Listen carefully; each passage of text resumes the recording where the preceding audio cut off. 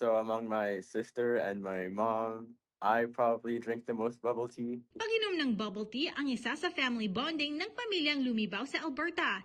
Hilig na naging inspirasyon para buksan ang sarili nilang tindahan, Tasty Yours, sa St. Albert malapit sa Edmonton.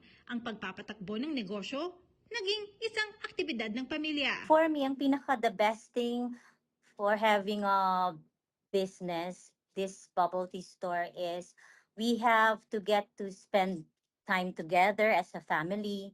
Yung makikita mo sila na nandyan lang, yung ikaw mismo yung nagtitrain. Ako mismo yung nagtitrain sa kanila. Ani Mary Lou, binuksan niya raw ang negosyo malapit sa paaralan ng kanyang mga anak. Pagkatapos ng eskwela, ng mga teenager, diretso sa bubble tea shop para magtrabaho. So before the store opened, I didn't really have any work experience. So this was my first job. She always says, clean as you go. 2024, binuksan ng pamilya ang restaurant na bukod sa bubble tea, nagtitinda rin ng iba't ibang Filipino food. Si Mary Lou, aminadong mahirap minsan balansaheng ang pagiging ina at pagpapatakbo ng negosyo. Dumarating talaga yung araw na talagang super pagod ka talaga, and dahil may dalawang maliit din ako na inaalagaan, and ano pa din ako kahit na nandito ako sa store, still hands-on ako sa family ko. Pagsapit ng weekend, family bonding nila, ang pagbisita at pagtutulungan sa pagpapatakbo ng restaurant.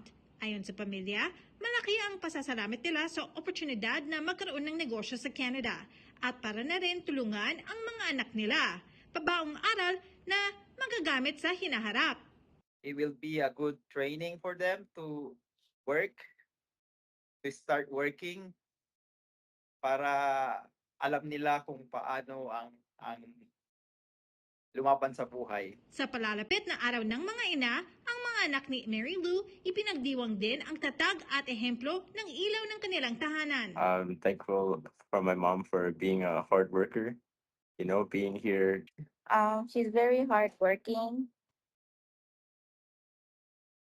and loving. Ani Mary Lou, regalo raw ng Panginoon ang family time na nararanasan nila sa loob ng kanilang maliit na negosyo. May mensahe naman ang mag-anak sa lahat ng mga nagdidiwang ng araw ng mga ina.